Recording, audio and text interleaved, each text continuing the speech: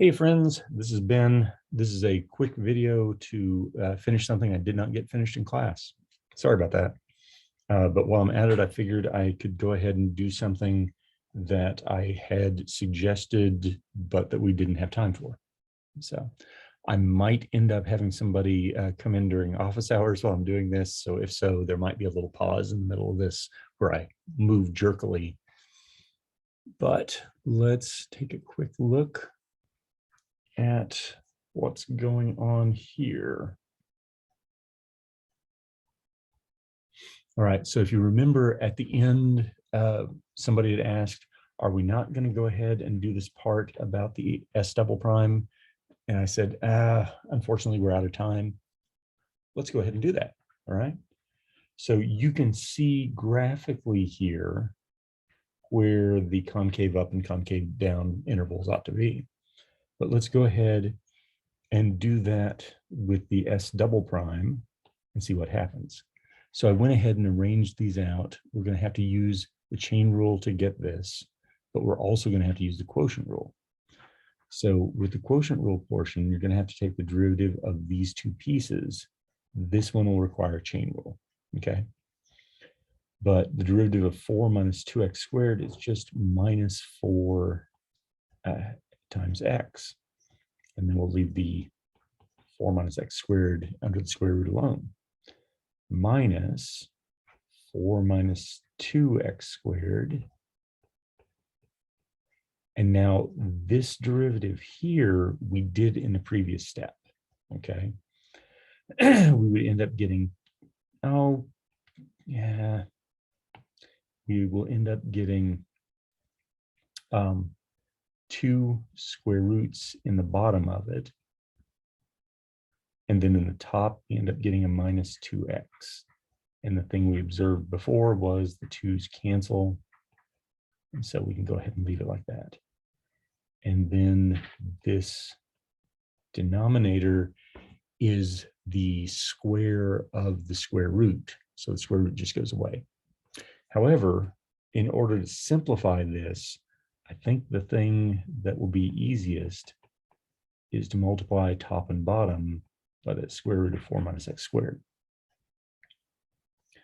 When you do that and you distribute across here, notice that when 4 minus x squared, square root of 4 minus x squared gets multiplied by that square root, that you'll end up just getting minus 4x times the 4 minus x squared, because, you know, the square roots go together and kind of cancel out, minus the 4 minus 2x squared.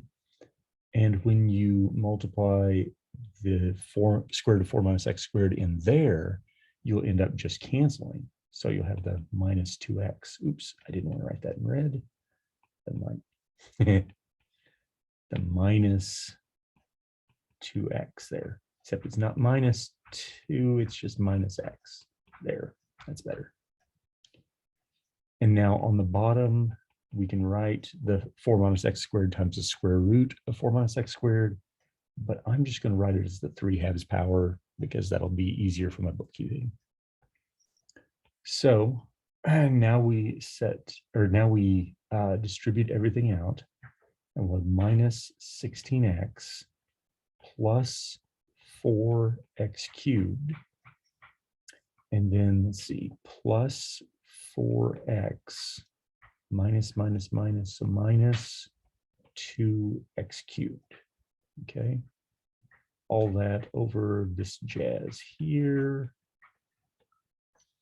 And that then is stuff where we can combine the x terms and the x cubed terms and make it into something nicer.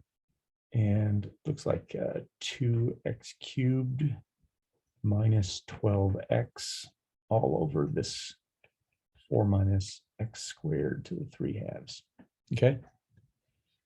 So we're going to have to set that equal to 0. And I'm going to just copy this, put it onto the next page here, which wow. There, okay. So pasting it here. We need to set this equal to 0. Of course, denominators can't make things equal to 0. So we've really got the top equal to 0. And I can see that the top has a factor of 2x that'll come out of it. And then we'll be left with x squared minus 6. Okay. All right. And we're setting that equal to 0. So either x equals 0 or x is plus or minus the square root of 6. I don't know exactly what the square root of 6 is, but I can get a pretty good approximation. I know it's a little more than 2. Okay. It's like probably like 2.2 or something. And if you remember from our original graph here, we only have this going from -2 to 2. So these roots that are appearing here end up being extraneous. So the only place where it can change concavity is here at x equals 0. Then if we go back and get s double prime of something to the left and s double prime of something to the right, let's say s double prime of -1 and s double prime of +1, then that'll tell us about concave up and concave down. Naturally, you've already seen it in the graph, so you didn't really need to do this. But if we're plugging in the -1, we would have -2 plus 12 divided by, let's see, 4 minus 1, so 3 to the 3/2 power, whatever that is. But we end up getting a positive number. And when we plug in the +1, there you would end up having +2 minus 12 over your 3 to the 3/2, which is going to be a negative number. So your concave up and concave down that you already saw from the diagram there, I meant graph, would be -2 up to 0 was concave up, and from 0 to 2 was concave down. Okay, so that was that portion of it. The instructions said that you could see it from the graph, but to go ahead and try to do it with s double prime. So we went ahead and did it. Now, this next one here, I'd like for y'all to pause the video and actually try this on your own. Give yourself, put on a timer. Don't put a timer. Just try it out and see what you get. Okay, so pausing, and now you're unpaused. So now we're looking at it, and this said that we had our t of x to be tan x, and then our t prime of x turned out to be secant squared x. And we're asked to do more derivatives of it. And the important thing to see here is that that is secant x squared, right? So when you do t double prime of x, you'll do 2 times x because of the square. But instead of x, you'll have the inside function of the secant x. And maybe I'll put parentheses around that to emphasize what's going on there. And then we had to say times the derivative of the stuff inside, and the derivative of secant is secant x tangent x. Okay. So a nice way to simplify that would be 2 times secant squared x times tangent x. Okay. Now, if you had trouble getting that far and came directly to the video, pause now and take a shot at doing this function, with the hint that you're going to have to use a product rule. And inside of the product rule, you'll have to use a chain rule, but it's a chain rule that you already did. Okay, so pause, and then you're back.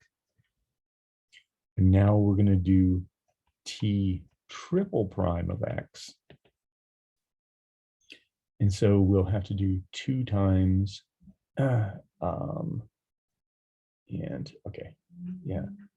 So 2 times the derivative of the secant squared x, leave the tangent x alone, plus secant squared x times, and I keep not leaving enough room here, times the derivative of the tangent.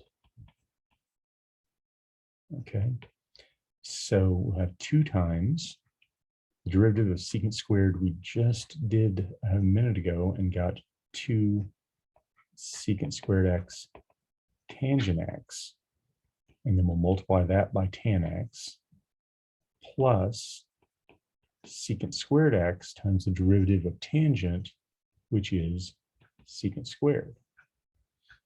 So if you go ahead and distribute the 2 and simplify, you'll have 4 secant squared x tan squared x plus, I forgot to distribute my 2 secant to the 4th x. Okay. And then if you had to do something with that, you can see that you can factor a secant squared out, but secant squared is never equal to 0. So I don't know how useful that'll be. All right. Okie dokie. I'm going to stop the share there and I'll stop the video there. See y'all in class.